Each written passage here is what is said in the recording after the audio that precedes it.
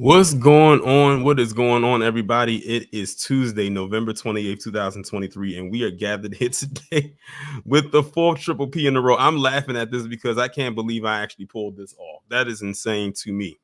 But shout out to everybody that is currently in the chat right now. Shout out to everybody who was a subscriber of the channel, all former subscribers, or not former subscribers, but current subscribers, new subscribers, all of the members on the channel, all of the people over on Patreon. If you are on Patreon, y'all got a new video today. So if you haven't checked that out, be sure to do so. Shout out to everybody who follows me on Instagram, Twitter, in the Discord. I'm glad that you all are here. Yeah, but we are here with the fourth triple P in a row. I am spoiling you all. The fact that I'm on here 4 days in a row with 4 live streams and all of them are triple P's, that's crazy. But this is hopefully the final one for a while. I can take a break. I can honestly say I can take a break. Some of y'all probably said that y'all are good, but when you're the one that has to get up here and do this, it can be a lot. But let me go ahead and acknowledge the people who are here so far in this chat. We got Dreams Don't Expire Media, Earth Angel 1105 Remix, Black Aboriginal American, Cool Spider, Joe Lewis, Tori Tate, DJ, Mohako, Tracy Nelson, the Jaded Libra Guy, Gold 33, Kill Yourself, Grape Shot, Paradigm, T101, Irvin Green, MML, Cool Spider, Dimple Face, Dante Cooper, PJ 1989, IMV, Bot Boy versus Grape Shot, Black by Popular Demand, Wallow J, Kendall, Perk 10, Gerald Jarvis, Sofa Ahmed, Eric Williams, Stay Positive, DC Precise, Blair in Real Life, Bulls Fan 25, In Pursuit, Herbert Scott, B First Is, Don P, Denise Scales, Pinky JYB, Tia to You, Vic Creed, Fauna Faye, Michelle W, Ruthless Millennium 2000, King of Now, Cosma Fury, Miriam R, Dennis Taylor, Pinky JYB, Deneen Grant, and Chasayad Sawapa. I hope I pronounced your last name correctly. Forgive me if I didn't. Ramses Hamilton, August Dreams, Gabrielle Bradley, Dr. MG. Shout out to everybody who is here so far. I'm glad that you are all here. We have 167 people so far in the chat, and we ain't even 5 minutes in. Thank you all for coming through today. So honestly, this particular live stream probably won't take me that long to get through because, it probably won't be as lengthy as like the one that I did on who was that? Derek Chauvin. That was probably the more lengthier one because it was some more additional information that came out. But this one shouldn't take that long. But as y'all can see, a particular community that was very excited about overturning affirmative action just a couple months ago is feeling the heat right now. And honestly, they were feeling the heat almost as soon as it got overturned. And I had said over the summer that they are going to regret this. I didn't know when they were going to actually regret it. I said I give them about a year, but it wasn't even a month. Like literally right after they overturned affirmative action for the reasons that they gave, literally probably about 2 weeks later, they were already having some issues. And shout out to Kid Gravity. If it wasn't for Kid Gravity, y'all wouldn't have gotten this triple P today because he actually talked about the same thing I'm talking about right now a couple days ago. And I said, you know what? Let me go ahead and just throw this in there. So shout out to Kid Gravity. I don't know where he's at right now, who is the inspiration behind y'all getting a fourth unexpected triple P video, live stream in a row. Otherwise, I would have been talking about something completely different, but I put that on tomorrow for tomorrow. So be sure to come back for that. So I said that they're going to feel it. They're enjoying it now. They're in the honeymoon phase. Well, that honeymoon phase didn't last too long because right as soon as that affirmative action got overturned, they started having some issues. But I think now they probably hit the biggest issue yet, and there is no turning back from that. And I love it because for so long, they kept trying to say how much we benefit from affirmative action. We never benefited from it. They benefited from it. Every stat that broke down how affirmative action was scattered around to people who got it, it was always these two main groups, PC and Asians. And if you want to break it down even further, when it comes to PC, definitely PC women by far receive the most. And the thing is, the affirmative action goes beyond just on a collegiate level. It goes and segues into the job sector. So it doesn't just affect people who are going to college or trying to get into these schools, but it also affects the job arena as well. Because I've talked about a few situations after they overturned it. And I'm just sitting there saying to myself, they have no idea what they've just done. The one thing that was going to help propel them into where and keep them in a position where they were thriving, now they don't want it no more. Because I think it's very interestingly funny how the people that got rid of affirmative actions were the ones that benefited a lot from it. So, like I said in the title, they have no one else to blame but themselves. We have no dog in this fight. They could try to say, throw black people under the bus like they usually do and like they typically tend to do. But we have no dog in this fight. We were not the ones fighting for affirmative action to either stay or go. Why? Because we didn't benefit from it, although we should have. And shout out to Black Light Andrew for the $5 super chat. He says, the ditch you dig for others, you might fall in yourself. Tool breaking at its finest. Exactly. And these are tools breaking themselves. The irony of it all. Shout out to CK Mystic for the $1.99 super chat. To self-sabotage for the win. I feel nothing. See, the thing is, they overplayed their hand. See, they said, okay, we overturn affirmative action. Let's start. This is, y'all want to know where they really messed themselves up? And I talked about this. You want to know where they really messed themselves up? When they decided to go after legacy admissions. Y'all remember that? When they decided that they were going to go after legacy admissions, which we all know who benefits overwhelmingly from that. When they decided that they were going to go after legacy admissions, I said, y'all shot yourselves in the other foot. You shot yourself in one foot overturning affirmative action. Then you shot yourself in the other foot going after legacy admissions. At this point, you are wheelchair bound. When they did that, I said, "Ooh, y'all really felt yourselves by doing that."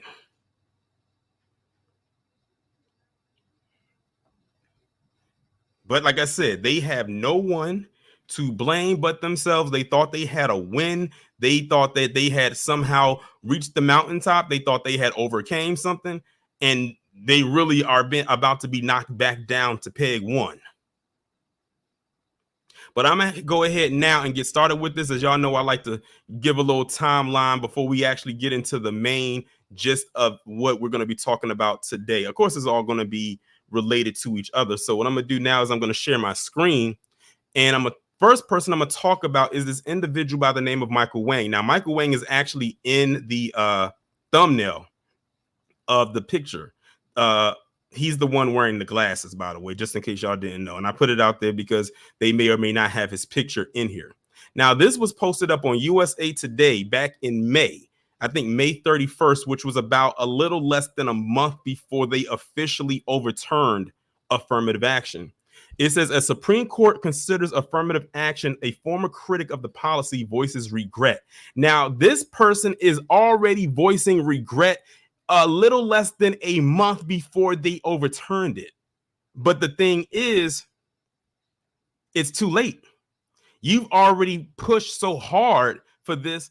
It's already reached the places that it needs to be. And now it's no turning back. Like, you literally are at the point of no return. Because he probably realized I'm playing a dangerous game here. So if anybody wants to get upset at the overturning of affirmative action, you can get mad at Michael Wang. Let's get into it. Back in 2013, as a senior in high school, Michael Wang sent a series of emails to admission offices at the colleges that had rejected him. I wonder how many he actually sent, because they said a series. That's not an exact number, but it's definitely more than a couple, more than a few. He asks how race played into their decisions, specifically for Asian American students like him. With near perfect test scores, stellar grades, and a pages long resume of extracurricular activities, he wanted to know why he had been rejected from the nation's most prestigious universities. And see, that's another thing they get themselves messed up at. A lot of people who tend to be in the Asian American community think that the only way that they can get into these schools is by just simply having outstanding grades. It's more to it than that. It's almost like you have to come there with a full package. Like, what kind of extracurricular activity are you involved in? Do you play any sports? What is your community outreach looking like? What kind of service are you doing for your people? Like what else do you do? I mean, it's fine that you have grades, but that's just one thing. Are you a well-rounded person? But see, the thing is, these are some of the same people that will sit up here and say it's not about race, but they overturned affirmative action, something that benefited them overwhelmingly, even if it didn't benefit you as an individual. And now that and see where it's at now you're regretting it. I really absolutely feel absolutely nothing. Finding their boilerplate responses insufficient, he filed discrimination complaints against 3 universities with the Federal Department of Education's Office for Civil Rights. Unknowingly, Wang helped set in motion the latest movement to end affirmative action on college campuses. Now he said, a part of me regrets what I've put forward. Oh, well, like I said, if they want to get mad at somebody, they're going to have to get mad at him and the other person that I'm going to talk about after this. And by the way, this is a picture of Michael Wang right here. He's the one standing behind the podium. So they do have a picture. And he's speaking at something called the Asian American Community's Call to Investigate Harvard's Discriminatory Admission Practices. In the 10 years he sent the emails and filed the complaints, he's come to feel that the issue is much bigger than just whether he got to attend Harvard College. He said that affirmative action is a band-aid to the cancer of systemic racism. So now systemic racism is a thing because you couldn't get into Harvard. Imagine that, y'all. Imagine if the only issue that we as Black people, specifically Black Americans, if the only issue we had on a systemic level was that we couldn't go to an Ivy League school. Do you know how great we would have it? Imagine we had our tangibles right now and whatnot. Everything was fine. And the only issue we had to deal with was not being able to go to Harvard. But again, these are some of the same people that align themselves with the so-called dominant society to throw us way under the bus, get set-asides that were meant for us, and then try to put their plight over ours. Go figure. And even after more than 5 decades of affirmative action in college admissions, dramatic inequities by race in college enrollment and degree attainment persist. Between Black and white Americans, the college enrollment gap has been growing wider since 2010, according to data from the National Center for Education Statistics and the National Student Clearinghouse. With potential end of race-conscious admissions looming, Wang isn't sure if a world without affirmative action is better or worse than the world we live in now. Where we are now is not great, but I'm scared to see what's going to happen in the future. Well, that's too late. You already pulled the trigger. The thing is, it's going to look more scary for you. And y'all will find out what I mean by that when I get to the last article that I'm going to read pertaining to this issue, because that's really going to put everything into motion. Where we are now is not great, but I'm scared to see what's going to happen in the future, Wang said in an interview with the Hechinger Report. The Supreme Court is expected to rule on 2 affirmative action cases next month, which, of course, we already know has happened. One alleges discrimination against Asian American applicants at Harvard, and another alleges discrimination against white and Asian American applicants at the University of North Carolina, Chapel Hill. Now, what did I tell y'all? You know how they like to lump the Black and brown thing in with, with us and, the South of the Borderian / the not so secret invasioner. They are going to and have started to lump in the white and Asian American coalition. Charlie Kirk, I've said about him several times on his platform, has commonly said that there is an issue where whites and Asians are being heavily discriminated against.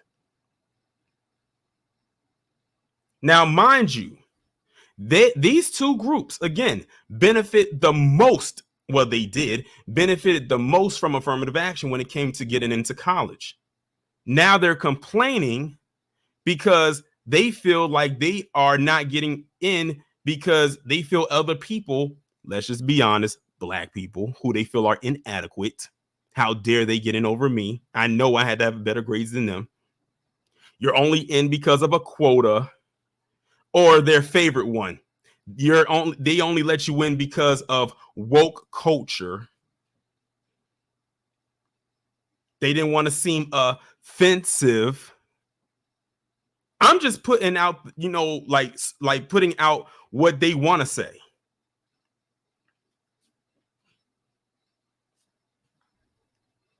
Wang, who graduated from Williams College in 2017. Now look at that. He probably could have graduated a whole lot sooner than this, but he spent a good 10 years since he was in high school, sending them or wherever he was, sending them emails about why he couldn't get into Harvard. Imagine wasting all your time when you could have went and got another education somewhere, but because it wasn't from the school you wanted to, you wasted all this time. He said it's not named in either lawsuit. And although he became a poster child for opposition to affirmative action, Wang's concern has always been more nuanced. Yes, he filed those complaints. Yes, he met with Edward Blum, that anti-black bastard, the driving force behind opposition to race-based admissions, and agreed to speak publicly about his own situation over and over and over again. Now, it's interesting that the same people who align with them are the same ones that's trying to keep them away from it, because Edward Blum is not a black man. He's very, very much a PC man and a staunch Dub S.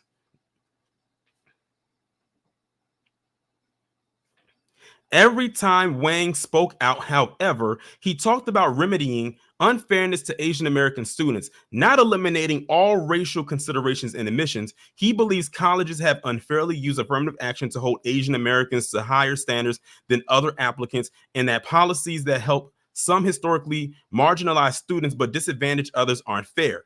I'm not anti-affirmative action, he said. I just want it reformed. Well, loosely translated, you are. Because everything that I've read so far speaks to you being against it, and look at what happened.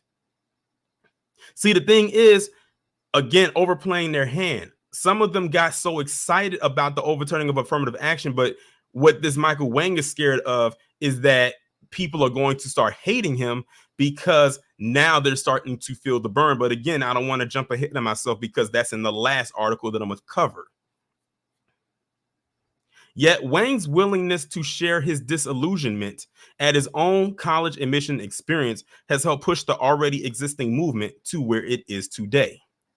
Colleges began enacting affirmative action policies in the 1960s and 1970s, aiming to add racial and gender diversity to college campuses, and opponents began challenging them shortly thereafter. In 1978, the Supreme Court ruled that colleges could use race as a factor in admissions, but could not use racial quota systems. Since then, there have been several high-profile lawsuits that have modified the Supreme Court's position on affirmative action in limited ways.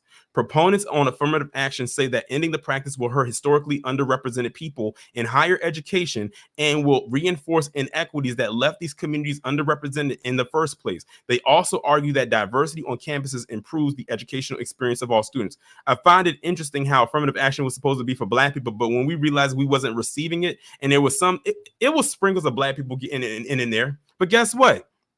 You didn't see a bunch of black people coming out and being like upset and leading, like running around with pitchforks and being upset because they didn't get into a particular school. It was only these so-called overachievers. And keep in mind, when they say underrepresented communities, they're talking about other people that are not black. I can read clearly through all their code speak. The purpose here of these cases before the Supreme Court is to suggest that something like a diverse community isn't something that's important and valuable, and that race should not be a part of that kind of conversation we're having. And that's the part that is really dangerous, said Anurima Bhargava, who led federal civil rights enforcement in schools and higher education institutions at the Department of Justice during the Obama administration, and now leads the advising and consulting firm Anthem of Us, which promotes equity in schools, workplaces, and communities. She added, it doesn't account for the fact that so much of the way in which our education systems are set up is privileging some to the detriment of many others. Affirmative action critics believe that if colleges give preference to Black and Latino students, there they go. There they go. They had to lump it. They had to lump us in there. They did it right here. That will raise the bar for Asian and white students who will then be fighting for a reduced number of seats. You can't preference someone into a class without preferencing someone out, said Gail L. Harriet, a law professor at the University of San Diego and a member of the United States Commission of Civil Rights who opposes affirmative action policies. That's what Wang felt happened when he was denied entry to Harvard, despite the resume he had spent years working tirelessly to build. The responses to his emails into the discrimination complaints Wang filed with the Department of Education didn't prompt the action he'd had hoped for. He got in touch with Blum, who was then representing a white student, Abigail Fisher, and I remember talking about her and clowning her ass for a while when she was doing what she was doing, who had been rejected from the University of Texas in an affirmative action case before the Supreme Court. The court ultimately ruled against her. Blum, who is white, founded the nonprofit Students for Fair Admissions, the group that brought both cases now before the Supreme Court. Because Blum was looking for plaintiffs who were still in the college application process, it was too late for Wang to join either case, but he said he had solved a significant problem for Blum. None of the students the lawyer was then representing were willing to speak out or be named, fearing retaliation. And so Wang became the public face of his campaign. Back in the fall of 2013, Wang had moved to Massachusetts to start classes at Williams, prestigious liberal arts school, where about 10% of the students were Asian, 7% were Black, 12% were SOB, and 42% were white. Now look at those stats. Black people represented the lowest amount percentage-wise at the school he ultimately ended up going to and graduating from. Asians were 3% higher than Black students, followed by the South of the Borderian, and then the highest, of course, was PC. Imagine them getting upset at the 7%. Sounds like the United States of America.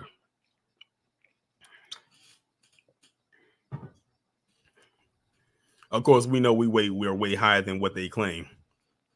When he found himself one of 2 Asian American students in a political science class, it was difficult to keep the affirmative action questions out of his head, he said, and he began to wonder what the lack of racial diversity meant for the diversity of opinion. Diversity is still crucially important to the learning experience, but at what cost do we achieve that diversity? Being part of this movement for a decade had prompted Wang to think deeply about how college applicants are judged. Let's say, okay, now he's about to use us as an example. Check this out. Let's say you have an African-American student, because we know we always got to be used as the example, whose family is barely above the poverty line, but has tried hard to go to debate tournaments, attend school, working their butt off, trying to get to the end of the day, Wang said. Now, why did he have to, when he used us as an example, we had to be below the poverty line? I see that slick narrative. A 3.7 GPA, pretty impressive, solid exam scores, but a really inspiring lifestyle. Compared to an Asian American student who comes in with everything off the charts, A's in everything, 4 point whatever GPA, super high test scores. How do you decide at that point? I don't know. He told this example right here, he told on himself. This whole scenario he just gave, the poor Black student with a 3.7 GPA, barely able to make it, compared to the upstanding and pristine Asian American with a 4 point whatever GPA and high test scores. How do you compete with that? How do you compare that? He told on himself right there.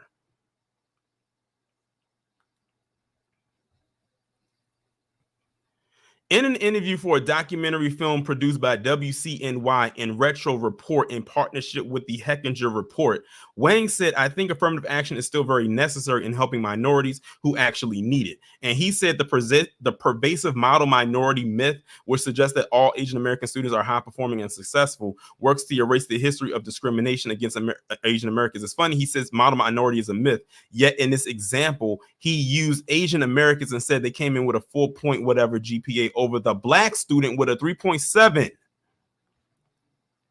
So he just contradicted himself when he tried to go against the quote unquote model minority myth.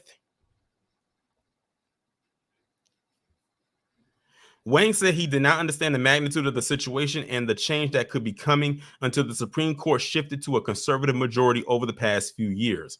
By then, Wang was finishing up his political science degree at Williams, working as a paralegal, and then moving through law school at Santa Clara University in California. He said he was in part inspired to pursue the law because of his experience with college admissions and his belief that the ways race was being considered were unfair, though that was his motivation. Wang is now interested in intellectual property law. But as he was learning the law, the way the highest court was interpreting the law was changing. Wang pointed to two examples: a 2018 Supreme Court ruling in favor of Colorado baker who refused to make a case for a same-sex couple's wedding, and the overturning of Roe v. Wade, which dramatically altered abortion access in the country. This court has done a lot of things that we didn't think would ever be possible, Wang said. The things I learned in my constitutional law class now don't matter just because the recent Supreme Court has overturned them. Now more than ever, he said he has no idea what to expect. Wang thinks there must be a middle ground, some alternative that could make affirmative action more fair instead of eliminating it altogether. What's too late for that, but it's unclear what that middle ground could be. And if there's any chance of finding it this late in the game, it is not, because it's done. Natasha Weraku, a sociology professor at Tufts University, I didn't realize how long this article was, in Massachusetts, who has written several books on race in college admissions, said that lessons can be learned from the 8 states that have banned affirmative action. Those states often struggle to recruit the same proportions of students from historically marginalized groups. She said, instead, those students end up going to lower status colleges with lower graduation rates and therefore become less likely to graduate and reap the benefits of a bachelor's degree. Excuse me. She said it results in fewer Black, Latino, and Asian American leaders.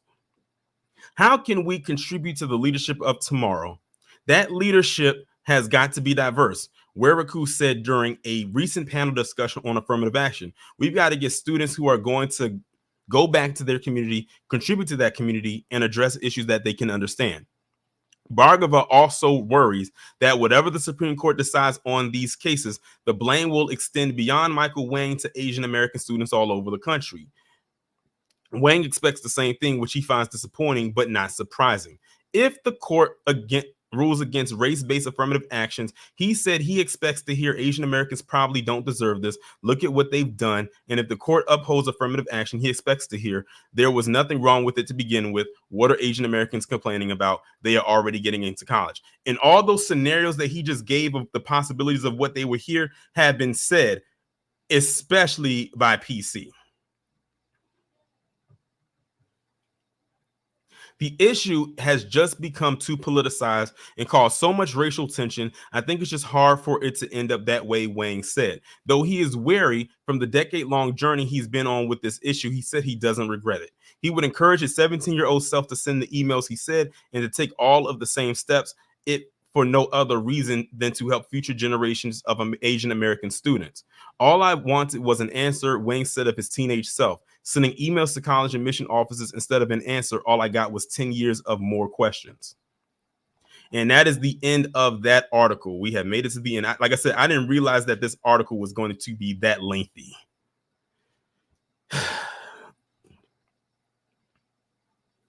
Let me see what y'all talking about in the chat. Gwendolyn said, did Wang ever stop to think that they just didn't want him there no matter his credentials? Exactly. Sometimes they may have met their limit. That's probably another thing. But see, it can't be that, because when you're told for so long that you're better, because if they don't get in and they see that is a certain amount of Black people that are there, Then they're gonna say, "Oh, that black person took my spot. I didn't know that I didn't know they had spots."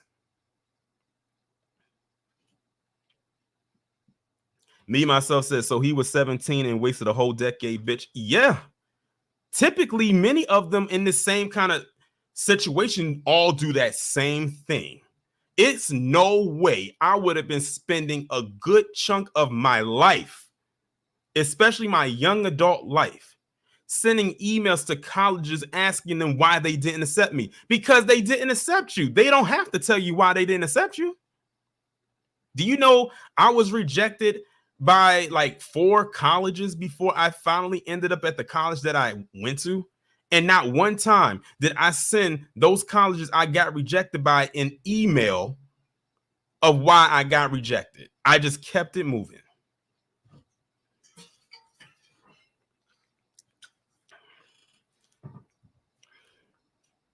I wish I would.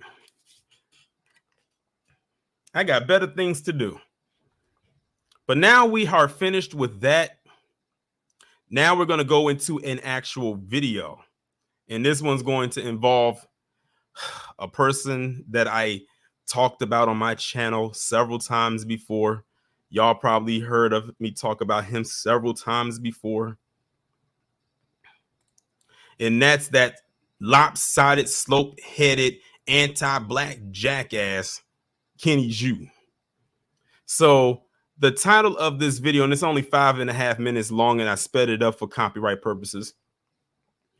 It says Kenny Xu discusses Supreme Court affirmative action on CNN. And I believe, let me see, when was this posted?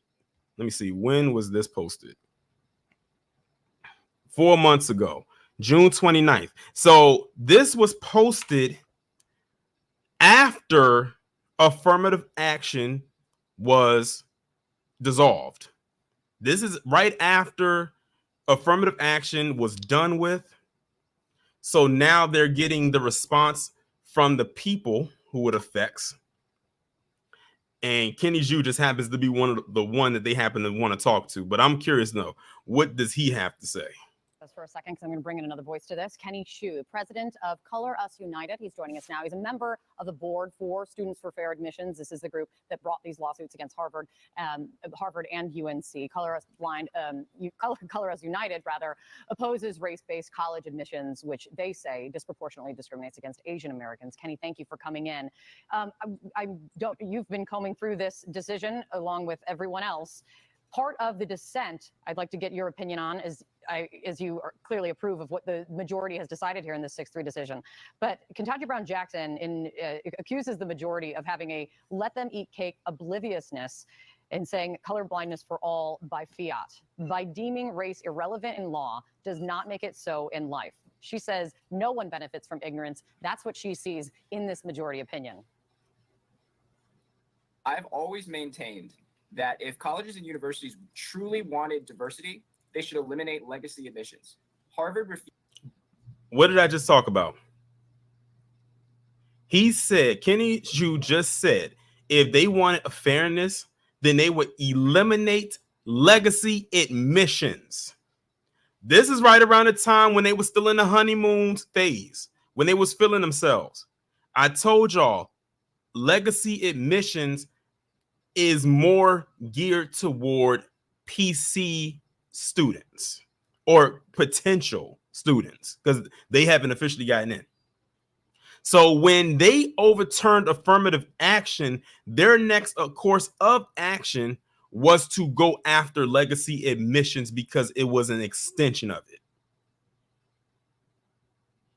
And to my knowledge, I think 2 colleges overturned him. Not every school. It's not like they did a clean sweep like they did with affirmative action across the board where it affected all these schools that were using it. But it hit 2 colleges.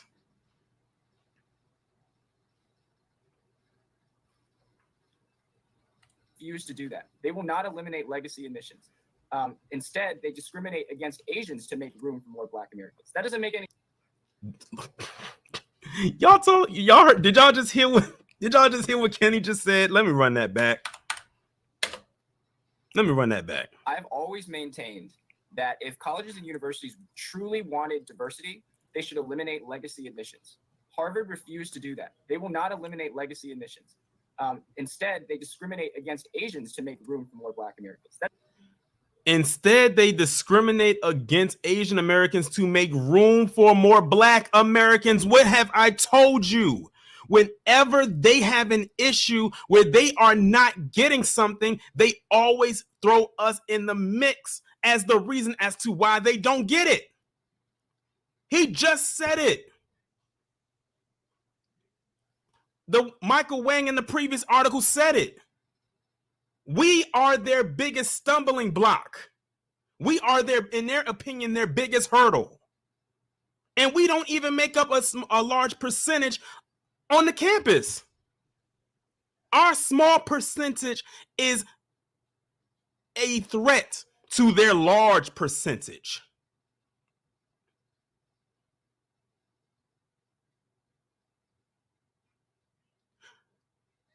Let me run it back one more time. Diversity, they should eliminate legacy admissions. Harvard refused to do that. They will not eliminate legacy admissions. Instead, they discriminate against Asians to make room for more Black Americans. I played it a third time just in case, some people didn't catch it. And I noticed that when that part played, the numbers jumped up in the viewership. Shout out to y'all. We almost at 700. That doesn't make any sense to me. If you truly are committed to diversity and inclusion, you would eliminate legacy admissions. Also, you would focus on the K-12 education system, because that's where Black Americans are suffering right now. It's at the Why does he keep bringing Black people into this? I thought you were making a claim for Asian Americans. Why are you bringing us into it? Y'all see why I call this man a slope-headed, lopsided, anti-Black jackass?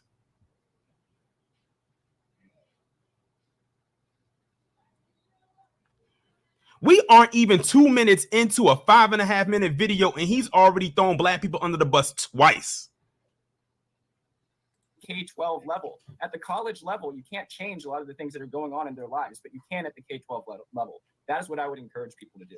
But what do you say to the millions of people who point to affirmative action, race-based admissions as a reason for their success in life? I could point to race-based admissions as the reason why Asian Americans are being discriminated against right now. I mean, if you're an Asian American, you had to score 273 points higher on the SAT to have the same chance of admission as a Black person to Harvard. Again, now, didn't I just go through some stats with the other college? Black people were at the bottom, then Asians, and then the south of the border. Notice he's not having no smoke for them. That's the third time he's mentioned Black people, and shout out to the 700 that are in here. That's the third time he's mentioned Black people. Is that fair? I understand that people's lives are improved by getting into an Ivy League university, but that opportunity should be made available to people of every race, not just one. It is available to everybody. What are you talking about? Black people don't even make up the majority of the people who are non-white that go to those schools. In every Ivy League school in the stats, Black people are dead last. What is he talking about? Now you see why I don't feel nothing, and you see why we don't have any friends. We are on our own. What interests do you see that universities should have? Good point. Zenobi Yah, he said, I thought he was talking about the legacy people. That's what he's supposed to be talking about. Black people don't benefit from legacy admissions. And if they do, it's a very, very small size percentage-wise. In having a diverse student body. And I know the word diversity has become, in some circles, a four-letter word. I wish I had a synonym for it. To have a student body with people from different places with different perspectives. What do you see that interest to be? I think different places and different perspectives are important. I think race is a horrible proxy for those. As you know, 45% of Harvard's Black students are Black immigrants, and 73% of them come from upper middle class or higher backgrounds. At that point, a Black American admitted to Harvard is more likely to have affinity with the standard white upper class applicant than they are to have with a truly poor and disadvantaged person. That's the fourth time. This man is a straight up hater. And he also managed to slip in a black immigrants in there as well into the mix. But he went back and defaulted right back to the black American. That's the fourth time he's mentioned. He's literally mentioned black people probably once per minute that he's been talking so far. I want to just quickly, I just want to look at the numbers here, taking, Harvard into account. 15% African American, 27% Asian American, 12% Hispanic, and 2% Native American. That is the class of 2026. And when it comes to, if you look at sort of the disparities, I mean, and see, he's probably upset by that 15%. That's actually pretty decent for Harvard as far as black students, 15%, because that's higher, way higher than I thought it was going to be. Asian Americans have done very, very, very well. Do you worry about what this is going to do to the population now as these schools struggle to try and have a diverse student body? I don't understand why you think they're struggling. Do you not consider Asian Americans diverse? I consider Asian Americans diverse. Of course, that's what I'm saying. When you look then at they have a diverse student body. When you look at some of these, she just gave you the number. See, you see how much of an asshole he is? She literally just read off the numbers. She said there's at Harvard, the class of 2026 at Harvard, 15% is black, 20% is south of the Borderian, 20 plus whatever percent, I forgot what the number was, is Asian, and everyone else is PC. She just read off the numbers and he came at her with an attitude.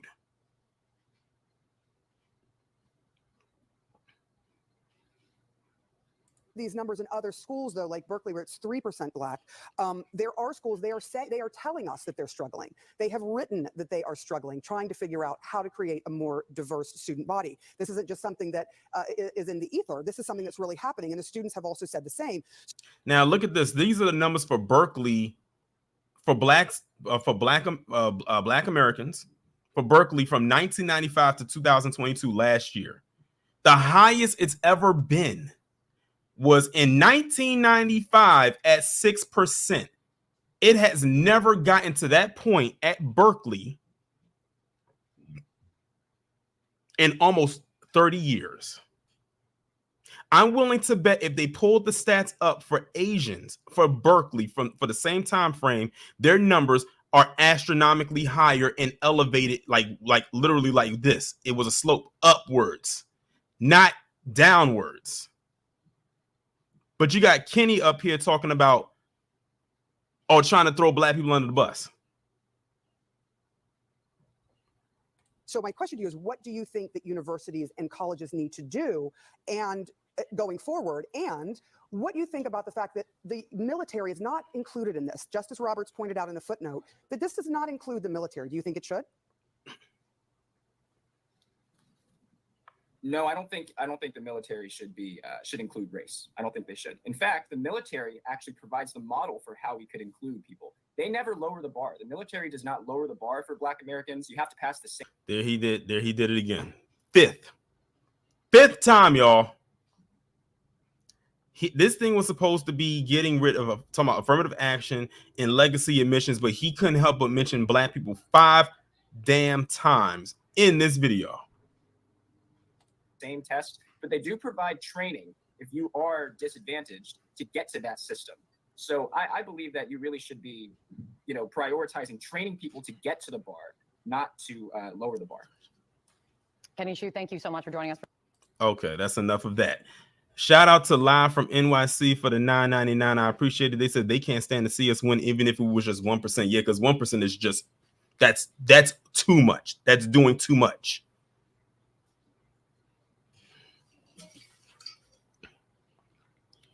But that's Kenny Xu, y'all. Kenny Xu. If y'all been around on my channel for a while, y'all have heard me talk about Kenny before. I think I've talked about him on 2 separate occasions, and in both occasions, he's always had that anti-black stance about himself. So for those of you who never heard of the Kenny Xu before today, you got a tease of what he's about. And this was back in June 29th, again, right after they overturned affirmative action. Now that we've dealt with that, right now what I'm going to do is I'm going to share with you the final article that literally is going to put the whole cap on this entire thing. And it was posted on LA Times on November 26, 2023.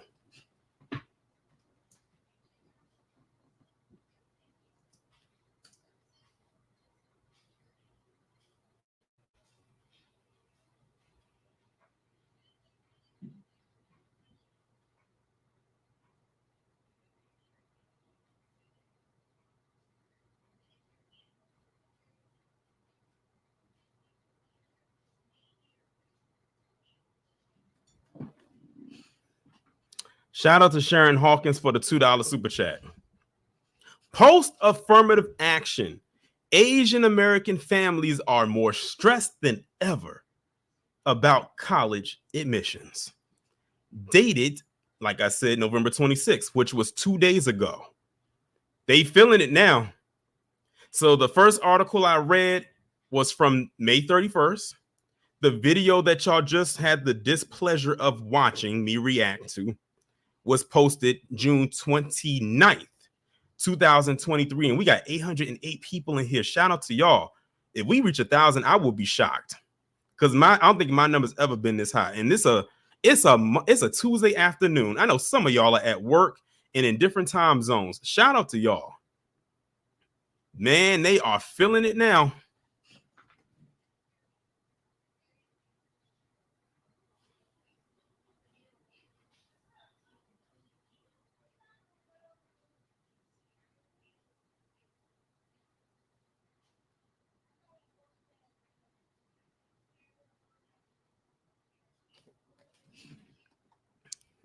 The admissions consultant described what it takes to get into an elite college. Take 10 to 20 advanced placement courses, create a showstopper project. Asian American students need to be extremely strategic in how they present themselves to quote unquote avoid anti-discrimination. The consultant Sasha Shada of Ivy Scholar said at the October webinar to an audience of mostly Asian parents and students. Edward Yin, who doesn't consider himself a tiger parent, wondered what extreme accomplishments his 11-year-old daughter will need to get into USC, considered a relative shoo-in back in the 1990s when he attended. Now, basically what they're telling is that now you have to compete. You cannot just get in on affirmative action because you got rid of it. Black people didn't get rid of it. The South of the Borderian didn't get rid of it. PC probably gave you a help, but you were the face of it. Deal with it. I appreciated the honesty Yin said of Shada's presentation, which was co-hosted by the Los Angeles County Asian American Employees Association and the nonprofit Faith and Community Empowerment. In the first college application season since the U.S. Supreme Court struck down affirmative action, Asian American students are more stressed out than ever. Race-conscious admissions were widely seen to have disadvantaged them as borne out by disparities in the test scores of admitted students, but many feel that race will still be a hidden factor and that standards are even more opaque than before. So basically what they're saying is you should have kept it because with or without it, you're still not getting in. And now that you've gotten rid of something that was giving you somewhat of a cushion, now you probably definitely won't be getting in. Imagine having something laid out at your feet that wasn't supposed to be for you anyway, and you still mess that up. How does that work? Someone please help me out. How do you mess up something that wasn't even for you? That somehow got shoehorned in and was made for you in a non-organic way. I have 837 people in here. Kendall, you have the right idea. I want people to flood this chat with a bunch of violins. Little tiny violins.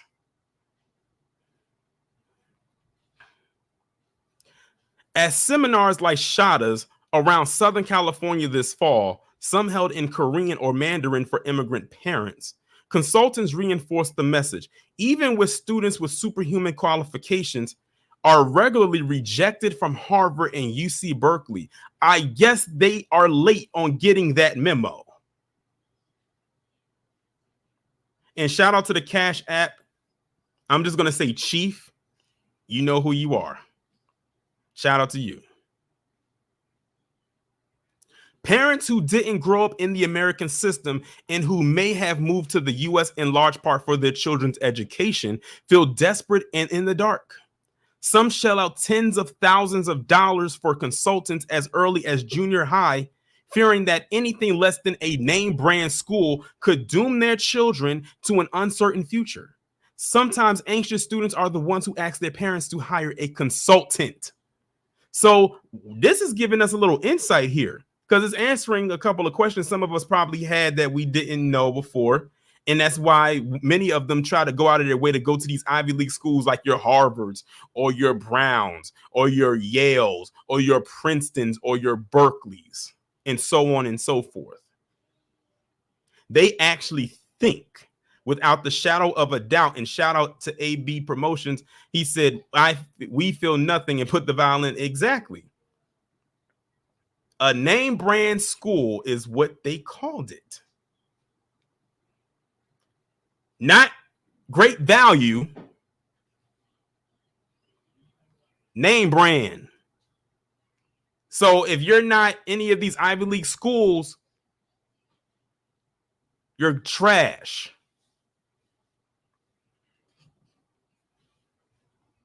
At least that's what they believe. Some consultants say they try to push schools that fit the student best, not necessarily the top ranked ones, even as skeptics wonder whether they are scaremongering in an attempt to drum up business. But especially for parents from countries like South Korea, China, and India, where a single exam determines a student's college choices, the lack of objective standards can be overwhelming. The worst part of stress comes out when kids feel helpless, not when someone sets a high bar for them, said Shada, whose Indian father grew up in Northern Ireland.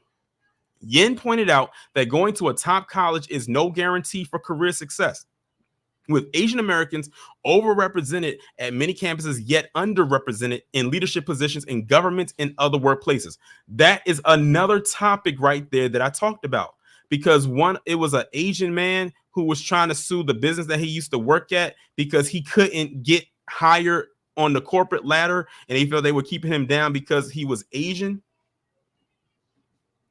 And that was right after they overturned affirmative action. And he tried to sue them on the grounds of affirmative action. Again, see how you shot yourself in the foot? You got rid of a good thing. For you anyway.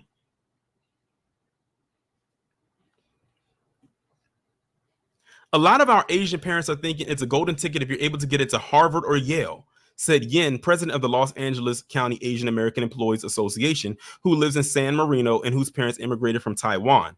I just want my daughter to be healthy, safe, and I want her to be successful in life. They truly believe and planted in their head that if they go to these Ivy League schools, that's going to somehow set them apart from everybody else. Trust and believe me, you are just a small crab in a big bucket.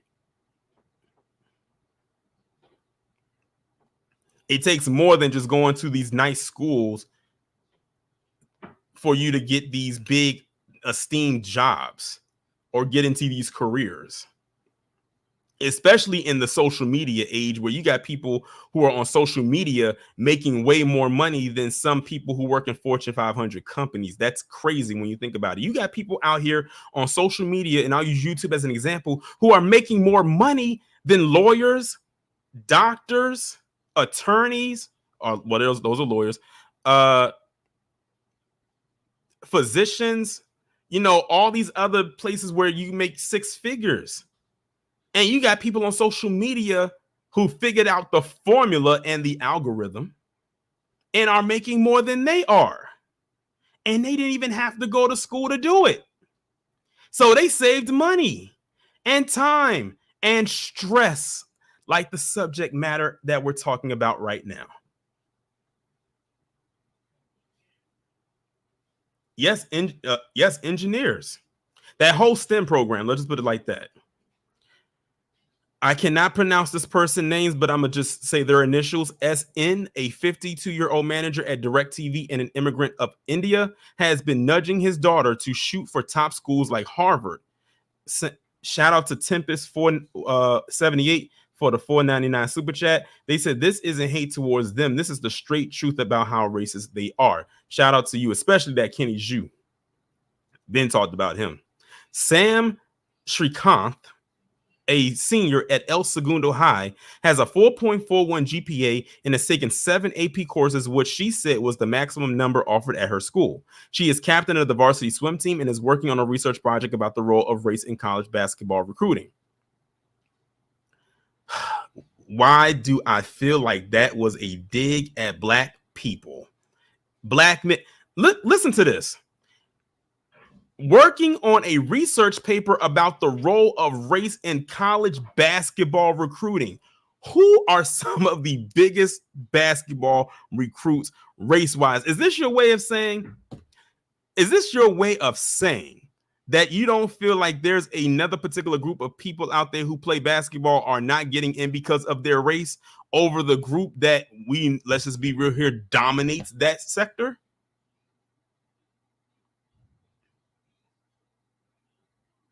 I keep telling y'all, the code speak is real.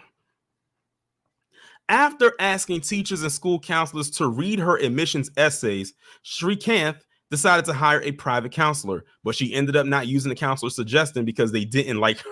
They didn't feel like her voice. I don't know if they meant this. I don't know if that's a typo of they didn't like her voice. If so, if that's the case, they are shady. It's a Srikanth said her hopes got a little bit higher after the Supreme Court's decision. But with her last name, she said, you actually fill out the application and realize there's no way colleges won't figure out what race you are.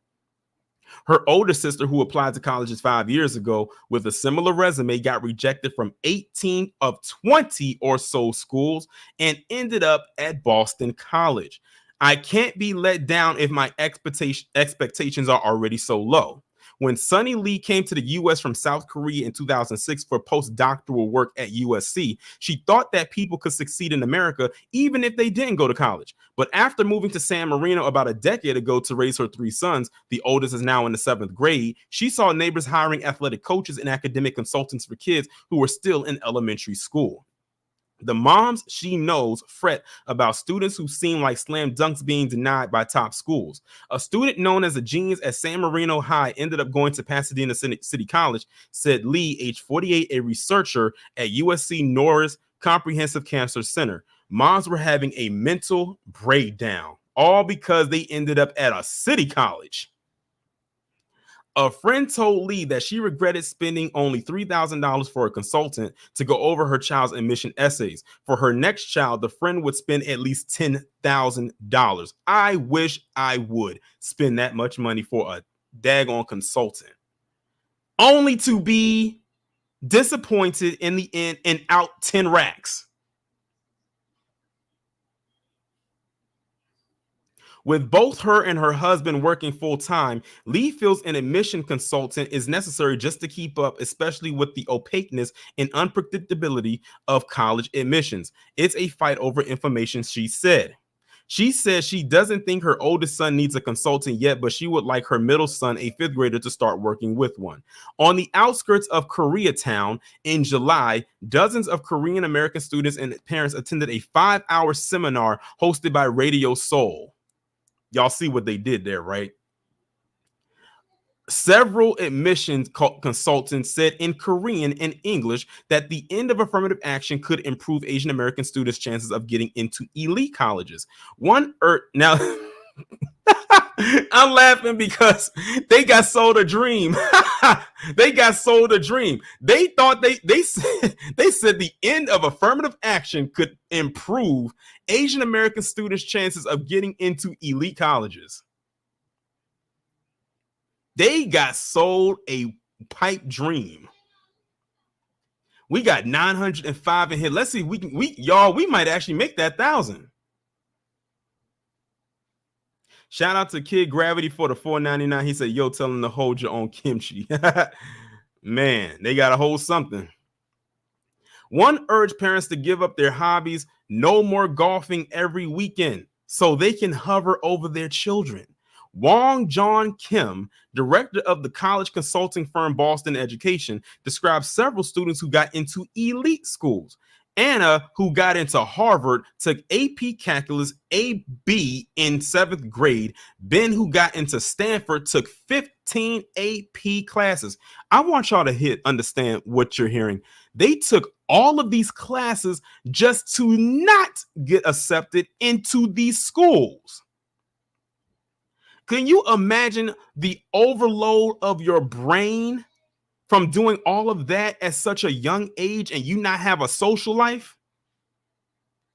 Only to get rejected by the schools you feel you should be entitled to go to. You spend thousands on top of thousands of dollars for consultants for a school that you're not going to most likely get into. You are literally rolling the dice.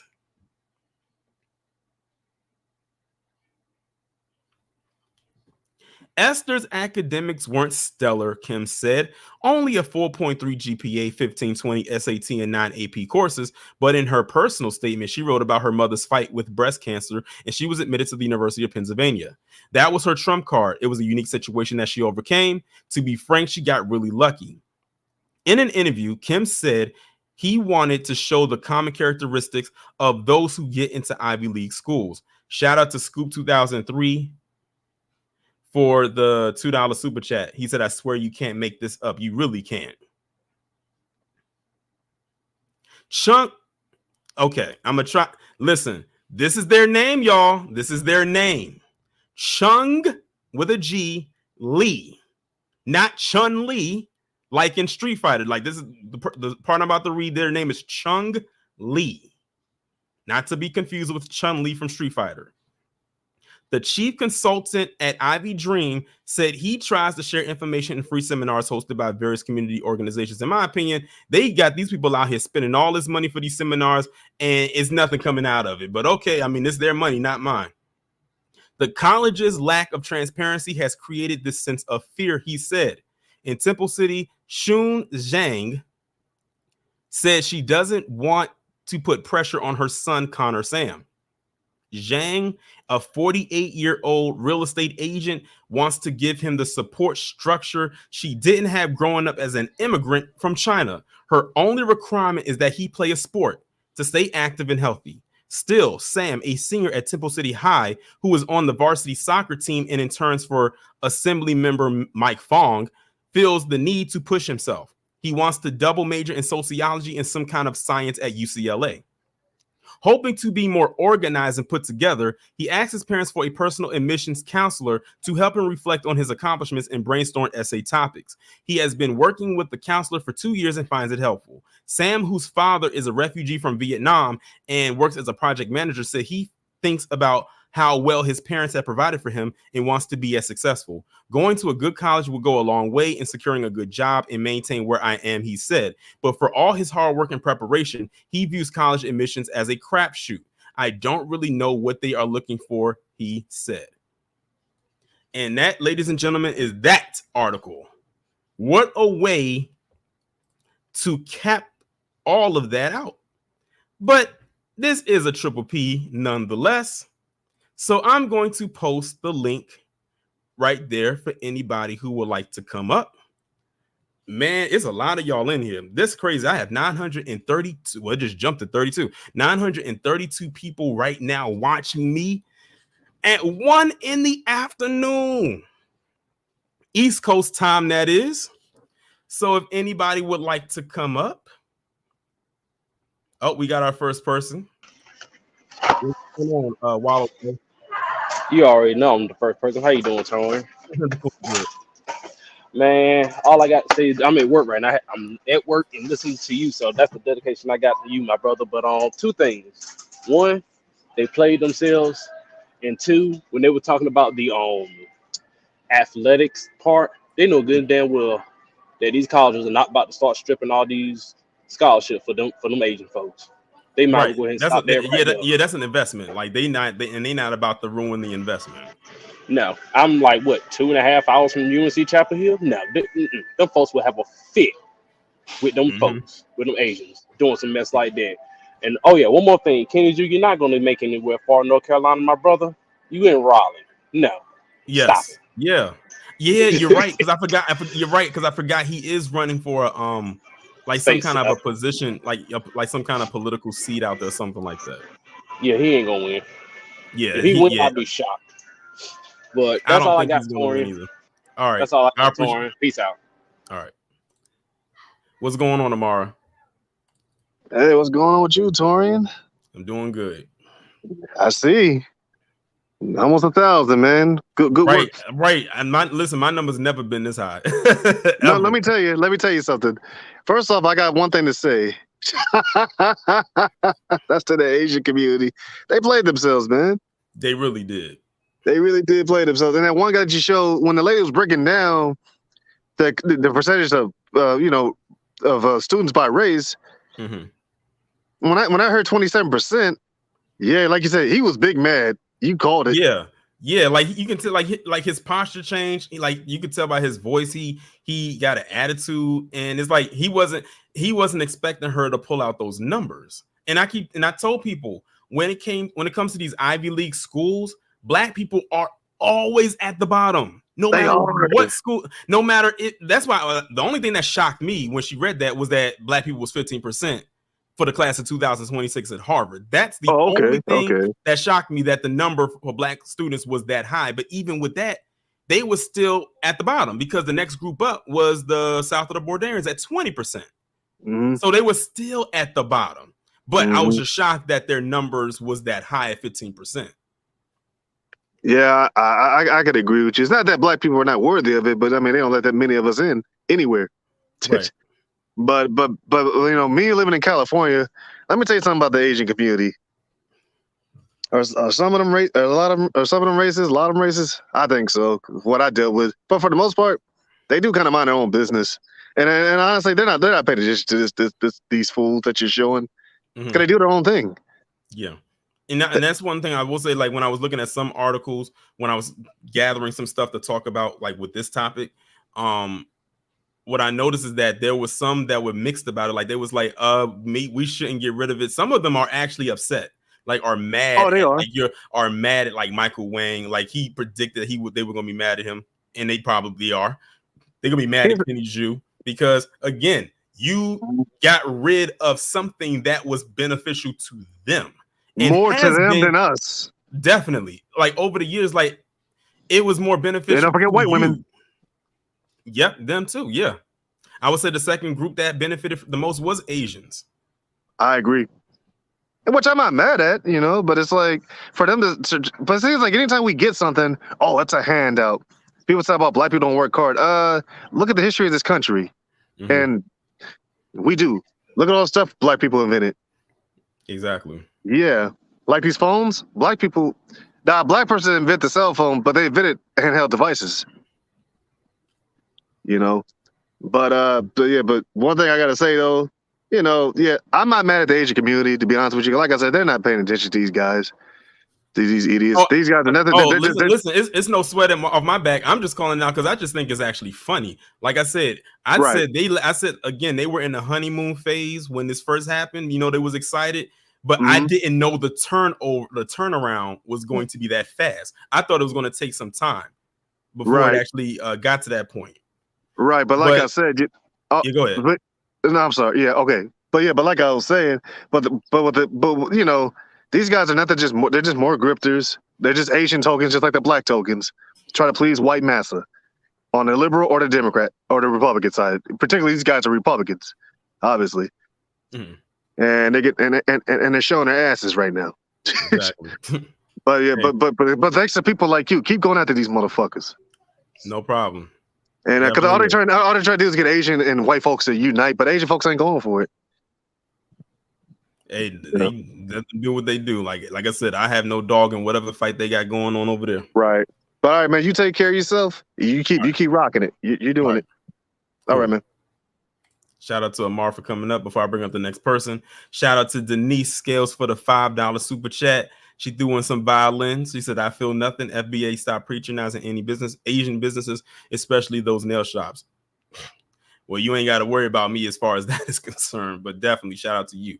And speaking of the person, shout out to the person I'm about to bring up, because if it wasn't for them, I wouldn't have done this live stream today. Shout out to Kid Gravity. Hey man, how are you? I'm doing great. I hear the glee in your voice. Did I not tell you this the other day, that they did this in the summertime and everybody got to sit down and really examine it? Mm-hmm. And I said that this class that was going into college, they were going to have a hard time of it. And Exactly. Here we are. Didn't even take 6 months. Exactly. Well, like I said, hold your own kimchi. Now you understand. The Asian community just figured out their minorities. I think they probably figured out it a long time ago, but they probably was holding on to hope that they would find a way to move up, but they can't break through that glass ceiling. They like right there, but they can't even crack it. Well, that's why I started calling it the model minority. Well, at least we have HBCUs.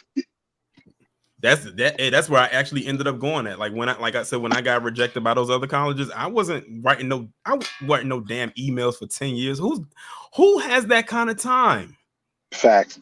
But dude, I think we need to start sending some of our brothers and sisters into this consulting game.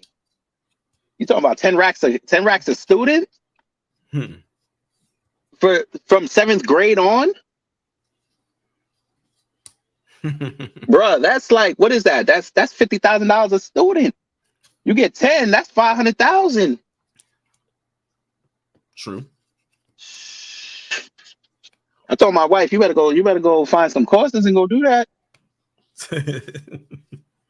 But in all seriousness, I mean, you do know that this is going to play into the election, right? Oh, definitely. And it's not surprising that this happens before the election year. Mm-hmm. And notice the White House didn't say a word about this article. No, they didn't. But Yep. luckily, we don't work for the White House. Yes, sir. And California is going to be interesting this election cycle. You watch. Exactly. But anyway, you enjoy that. I'm going into the plantation. All right, and I'm gonna check out that video that you posted earlier. I didn't get a chance to check it out. Sir, Fatlock responded to me, right? What did he say? He basically lied and said that I called him a Freemason. He actually responded to my comment thread. I pinned it, so you got to go look at it. It's funny. Yeah, because I wouldn't see it otherwise, because I blocked him. No, on YouTube. Oh wow! Oh, I thought it was on X. Okay, so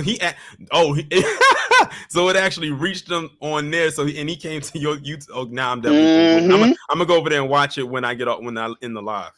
Yes, sir. All right, you enjoy that, brother. All right. And get some rest, man. You're doing like 5 fucking PPPs. Piss me off. Listen, like I said, if it wasn't for you, the last triple P I did would have been yesterday. But when you bought this, I might have just given you another one. When this came, no, I'm gonna put that one on hold, because I got another live stream I'm doing tomorrow that's non-triple P based that I have to do. Okay, I gotta do it. Well, make sure you get some rest. Definitely. Yes, sir. Shout out to Kid Gravity. Let's see. Next up, we have Cosima Fury. What's going on? Hey, what's going on, man? I'm doing good. Yeah, it's funny that the Jews, the Parks, the Chens are the last to get it. They the last to get it when it comes to how affirmative action was benefiting them, and they the last to get how they need to make the adjustments. I can tell you this now. I worked environmental services for a hospital for like 8 years before I became an EMT. And I leave, and in those 4 years I've been gone, guess how many housekeepers now are Filipino men and women? A lot. I've noticed that too. I noticed that. Yeah, I noticed that it's been an influx of that. They made the adjustments. Like, look, they're not killing themselves trying to go through Mr. Charlie's education process, which they have control over who they let in. They're picking up a broom, they picking up whatever they need to do. If it ain't nursing, because that's a stereotype with Filipinos, I can tell you that now. They working hard, but it's the Chinese and the Koreans who don't understand. They still trying to be white adjacent. And how's that coming out for them? It's not working in their favor by any measure. Not at all. Like, you don't have no Arceo or no Bantalan hiring consultants. You don't hear, like, I could tell you that now, growing up here, because I worked in a hospital environment for years here in Jersey City, and I could see it now. Like, it's less. They putting less pressure on the kids to be, like Harvard grads or that. They like, look, you be a hardworking person, you provide for your family. That's it. But what are they doing? Like people like Kenny Jew doing. They still trying to live the lie. Exactly. Like I said, you see how many times he mentioned black people in that 5.5-minute video. He mentioned us 5 times. I throw in the, he and twice in one of the minutes he said black immigrants and black Americans. Like that wasn't even the topic of discussion, but he found a way to swerve us into there because like what other talking point does he have? Exactly. And I'm glad you reminded me of that. I'm so over that. If it wasn't ramen noodles, well, they technically Asian, but you get what I'm saying. I'm so sick of us being thrown into the conversation. Hold your own proverbial nuts.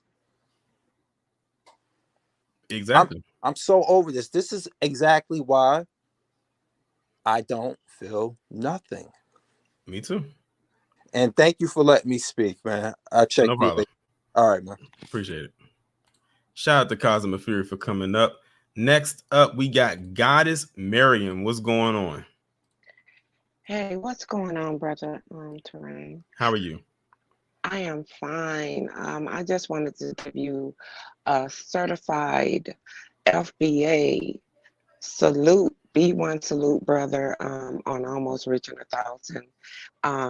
It's no secret why you would, because this is much needed discussion of how these people are constantly coming for us.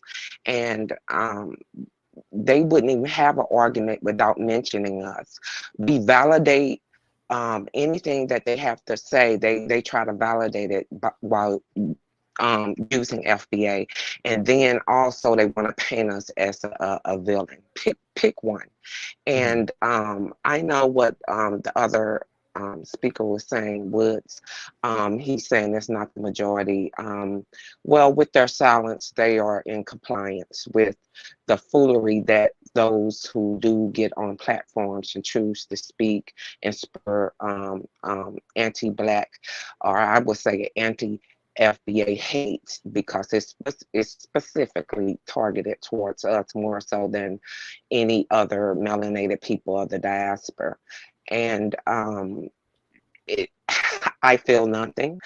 I have no two to give, and it does not really concern me, other than when they try to attack our legacy and attack our lineage. So it's just ridiculous when they come on here spewing all of this foolery, that they have all these shade tree charts that they sit up there and make up, that is not valid or done by any specialist or anything, but they put these insidious charts up to try to convey or to speak upon something that they want to make so bad, to make factual, when it's propaganda at its best. Definitely. And we already know PCs pretty much break their tools, and they are not done with them yet, because these people often are a slave to what they consider honor and how they are perceived by others. So they are snowflakes from out the gate, and always crying victim when they are the main perpetrators of doing these crimes and things against particularly our lineage. But yet during the, pandemic, they were given an anti-Asian and HRT, whatever, all of that hate crime bill, and we are been suffering for 400 plus 500 years. And they had to use the propaganda against us to get it. Oh my goodness, yes. Yes, all the stuff did. all that stuff that Juju Chang was saying about us, and a bunch of other stuff like your Yami Parks and what's her name, the one I recently talked about, Diane Yap. So I remember all of that. Yes, that's what makes this situation right here so hilarious to me. Indeed it does. And shout out to Brother Kid Gravity. B1 salute to you, brother. I did catch that program that he did that precede this one, in which gave you this wonderful program today. Shout out. That was fabulous, and yours is great, and I look forward to catching more and more. And we love it when you go live, actually, Brother Torian. We love it. So it gives us a chance to interact. It gives us a chance to be active for you, and we're going to show up and show out every time. Be one, brother. Be one to you. Shout out to Goddess Marion for coming up. Next up, we have Earl. What's going on? Hey, brother. How you doing? I'm doing good. I just signed up on your platform because you're saying some good things here that you're telling the truth. Appreciate it. That's what I like. I like the truth. Well, okay, so I lived in the Bay Area. I lived in San Jose, and I worked in the semiconductor industry. And the majority of the people working in a particular company I was at was from Asia. Okay. And, they had their high degrees and everything. And some of them asked me, "Oh, Earl, what school you went to?" I was like, "I learned electronics when I was in the Army." And they looked at me like, "Huh?" I'm like, "Yeah." I traveled to South Korea, China, Taiwan, Singapore on behalf of that company. And, they all got their education. But here's what I learned in my travels over there. The brand school that they're talking about, they're all about branding. Even with shopping, they got to have a brand. So a brand school like your UC Berkeley's and Stanford's, that gives them status. Exactly. To brag to others. Oh, my son went to Stanford. Oh, he has a PhD from Stanford. It's all about status with their brand. And I won't hold you long. I'm going to give you this enrollment for UC Berkeley fall enrollment for 2023. Okay, African American, 3.8%. Okay, Asian, 50.5%. Europeans, like 22%. So they're stacked at UC Berkeley at 50%, where we're only 3.8%. So I know UC Berkeley a long time ago, they stopped the affirmative action thing on their own. And that's why they're so stacked at UC Berkeley. And I know they're pretty stacked. UC system in California, I know they're pretty stacked with the Asian population in the UC system there. And that may be why they're not, new attendees aren't able to get in there, because they're so stacked already and pushing them out. So, and with me, my daughter went to community college and got her bachelor's. She started at community college, then the university she went to here in Washington, transferred over there, and, she's working in cybersecurity. She's good to go. In fact, she got a scholarship. She only had to pay like $2,000 out of pocket, for a bachelor's degree. So I say go to community college, go to Votech College. You don't need no name brand school. And with that, I'm out. Peace. Peace. Shout out to Earl for coming up. And the last person we are going to bring up today is Scoop 2003. What's going on? Oh, nothing much, man. Nothing much. Why a lot of this stuff happening out here in my state? I swear to God, more. They are, Listen, man. hey, listen. I went to LA last year for the first time. And the hotel I was in was in Monterey Park. Oh yeah. So you already know. You in the thick of it. You in the thick of it. Yeah, I was in the thick of it. I was like, when I was out there, I probably only saw maybe 2 other black people. Everybody else out there was either PC or Asian, mainly Asian. Yep. That's why I said they don't see when they come from other countries. I've found out they tell them that we're the boogeyman, we're the problem.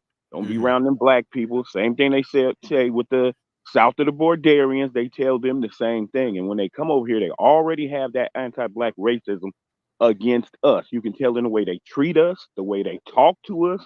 The Hispanics, they have a real big disdain for us. It is a lot of tension out here between us and them.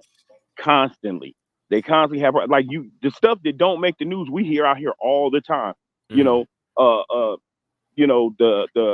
south of the Bordarians, attacking black people, or, a lot of them that if you see from California, them podcasters, they'll speak on it. They'll talk about, oh, it's black people that are the racist ones. Yeah. You know what I mean? We're the ones that don't like them. We're racist. I'm like, do you not understand what racism means? Because is that what they told you when you got your citizenship or you came over here, that we're racist against, but don't realize the history. And a lot of them don't believe. Like I was just watching a podcast on TikTok the other day where they were saying we didn't build anything, and that we as black people allowed the colonizers to come and take us away, and that every black person is from Africa. We don't have any lineage in America. And I'm like, where's all this misinformation coming from? No wonder. And look at how they're talking about hip hop. Yes, exactly the same thing. I'm like, man, I lived in LA half of my life. Okay. Then I moved out here to the high desert, probably about 2 hours away from Vegas. So I'm about 2 hours away from Vegas and about an hour away from LA. I'm right here in the middle. When I came out here, it was predominantly PC. They have these little Facebook groups. You go on there. Oh, we're being ruined by all those blacks that are coming from LA. They need to go back to LA. The Bordarians is talking about LA's theirs, California's theirs, and it was stolen. You hear that all the time. So it is like, it may not be the South, but we got a bunch of segregation out here in California, a lot of it. You know what I mean? And we as black people need to realize who is on our team and who's not. Exactly. And pretty much we have no allies. Stop with that black and brown. That don't have the same time they was pushing black and brown. They was taking us out. And peep when I read like some of these articles and look at the authors of the people who consistently always put black and brown in there. A lot of the times those authors are not black nor are they black American. Exactly. That's why I keep saying, like, when people keep saying black and brown, that's not always black people that's saying that. Exactly. That's them pushing that, because everybody rides off our back to get what they want. But as soon as they get what they want nothing to do with us. Look what happened with the LA City Council with Nuri Martinez. Oh, one of the board members is still on there. He refuses to resign. I forget what his name's, the dude, but he won't resign. He said what it wasn't racist what he said. That had nothing to do. Every time it's something that talks about us, it's not racist. But the minute we speak out, we're labeled the racist.